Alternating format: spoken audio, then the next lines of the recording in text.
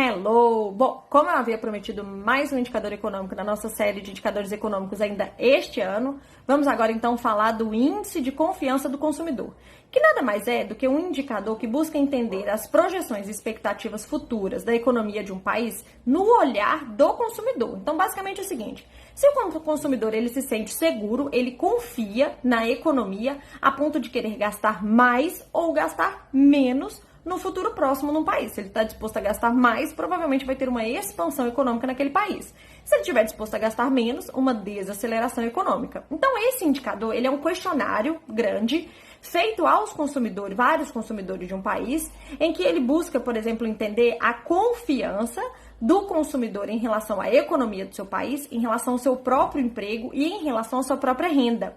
Porque, por exemplo, se a pessoa ela se sente segura em relação ao seu emprego, ela provavelmente vai ter coragem de consumir bens duráveis, que são bens que geralmente exigem aí o financiamento. Então, por exemplo, se a pessoa se sente segura que ela vai ter um emprego para os próximos 12 meses, ela terá coragem de comprar uma geladeira e parcelar essa geladeira de 12 vezes. E ela, por quê? Porque ela acredita que ela vai conseguir honrar com aquele financiamento. Dessa forma, então, dá para entender quais são as expectativas de comportamento de consumo para o futuro próximo de um país. Além disso, também, essa pesquisa busca entender as expectativas, né, quais são as percepções do consumidor em relação à inflação, em relação a fazer novos negócios naquele país e em relação à própria economia, tá? Esse indicador, ele tem como referência o número 100. De tal forma em que, quando o índice de confiança do consumidor ele vem acima de 100, significa que os consumidores daquele país estão otimistas em relação à economia, o que pode provocar uma expansão econômica. E se esse indicador ele vem abaixo de 100, significa o contrário, que as pessoas estão pessimistas em relação àquela economia e tendem a consumir menos.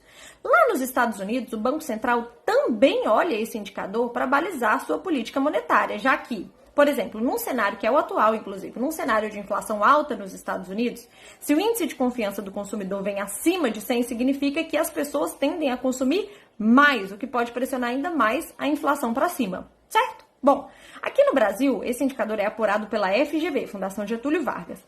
Lá nos Estados Unidos, é apurado pelo The Conference Board. E uma curiosidade em relação a esse indicador, na Alemanha, ele é chamado de índice ZEW.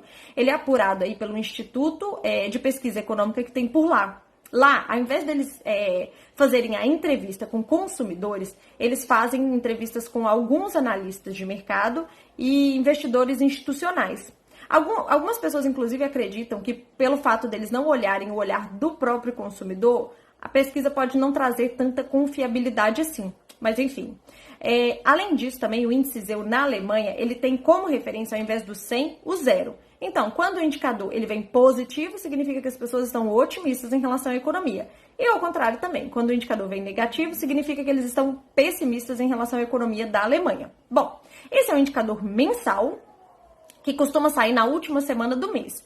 Ele não tende a movimentar tantos mercados assim como, por exemplo, um CPI ou um payroll da vida, mas ele também precisa ser acompanhado, certo? Espero que tenham gostado, espero que tenham aprendido, deem uma revisada em todos os indicadores que eu já coloquei aqui. Boas festas para todo mundo e ano que vem a gente segue a nossa linha aí de indicadores econômicos por aqui, tá bom?